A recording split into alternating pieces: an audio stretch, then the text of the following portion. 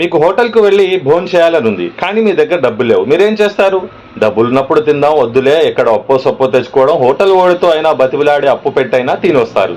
అంతేకాని వీళ్ళు చేసిన ఘటన, వీళ్ళు చేసిన కుట్ర, వీళ్ళు చేసిన పైశాచికత్వం మాత్రం ఎంత నీచమైందంటే, ఒక 12-13 మంది ఫ్రెండ్స్ కలిసి ఒక హోటల్లో వెళ్ళి ఒక వెజ్ గ్రూప్గా, ఒక నాన్ వెజ్ గ్రూప్గా విడిపోయి, వీళ్ళు వెజ్ తింటున్న వాళ్ళ ఏదైతే ప్లేట్స్లో నాన్ వెజ్ తింటున్న మిత్రులు ఒక బొక్క ఇస్తే, బోన్ ఇస్తే, ఆ బోన్ని వాళ్ళు వెజిటేరియన్ మీల్స్లో కలిపేసి, మీ హోటల్లో ఇలా వెజిటేరియన్ ఫుడ్లో నాన్ వెజిటేరియన్ ఇస్తారా, మా మత ఆచారాలు దెబ్బతిన్నాయి, మీరు ఇటువంటి నీచానికి ఒడిగడతారా అని చెప్పి ఓ లబో దిబో అంటూ పెద్ద తమాషా డ్రామా చేశారు.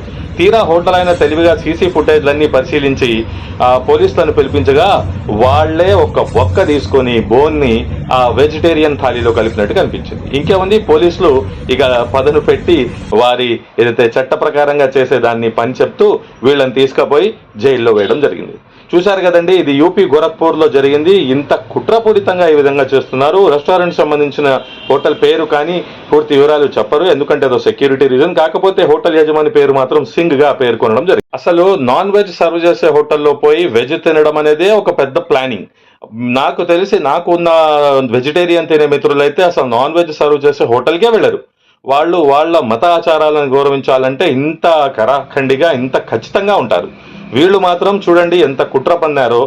భోజనానికి డబ్బులు లేకపోతే అడుక్కు తిని భిక్షం అడిగి అప్పు తెచ్చుకొని తినాలి, కానీ ఈ విధంగా మతాన్ని జోడిస్తూ వెజిటేరియన్ లో నాన్ వెజ్ కలిపారని చెప్పి కుట్ర చేసి అదే ఇంకా కుల మత కలహాల గొడవగా కూడా మారిపోయేది.